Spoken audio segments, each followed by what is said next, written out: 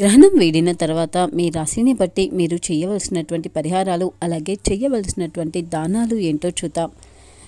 ఈ సెప్టెంబర్ 7వ తేదీ రోజున సంపూర్ణ చంద్రగ్రహణం రాబోతుంది. సంపూర్ణ చంద్రగ్రహణం మన భారతదేశంలో కూడా కనబడుతుంది. అలాగే సూతక కాలంతో పాటు గ్రహణం మన భారతదేశానికి కూడా వర్తిస్తుంది. అందుకే చంద్రగ్రహణం సెప్టెంబర్ 7వ తేదీ రోజున రాత్రి 9:57 ప్రారంభమై మరుసటి రోజు సెప్టెంబర్ 8వ తేదీ రోజు అర్ధరాత్రి 1:20 వరకు కూడా ఉండబోతుంది. పూర్వభాద్ర నక్షత్రం, శతాభిష నక్షత్రం ఇంకా కుంభ లగ్నాలలో వస్తున్నటువంటి ఈ రాహుగ్రస్త చంద్రగ్రహణం అనేది దాదాపు 3:29 వరకు ఉంటుంది. రాత్రి 11 గంటల నుంచి అర్ధరాత్రి 12:22 వరకు గరిష్ట స్థాయికి చేరుకుంటుంది. ఈ గ్రహణం అనేది భారతదేశం అంతటా కూడా కనబడుతుంది. ముఖ్యంగా జ్యోతిష్య శాస్త్రం ప్రకారం ఈ గ్రహణ ప్రభావం అనేది ప్రతి రాశి వారిపైన కూడా ఉంటుంది. ముఖ్యంగా మీ జాతకంలో చంద్రుని స్థానం బలపడి గ్రహణ దోషం తొలగిపోయి మీ కుటుంబంలో సుఖ సంతోషాలు, జీవితంలో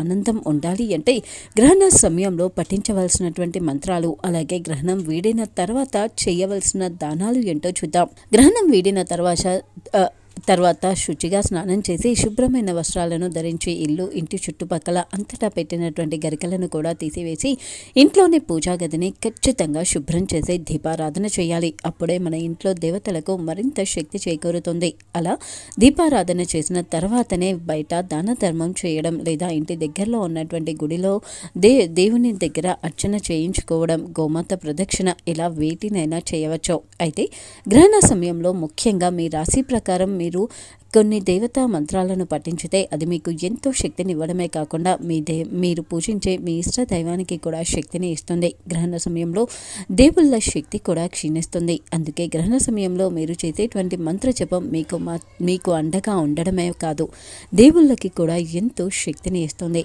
అయితే మీ రాశి ప్రకారం గ్రహణ సమయంలో మీరు పఠించవలసినటువంటి మంత్రం ఏంటి, అలాగే చేయవలసినటువంటి పరిహారాలు ఏంటో చూద్దాం.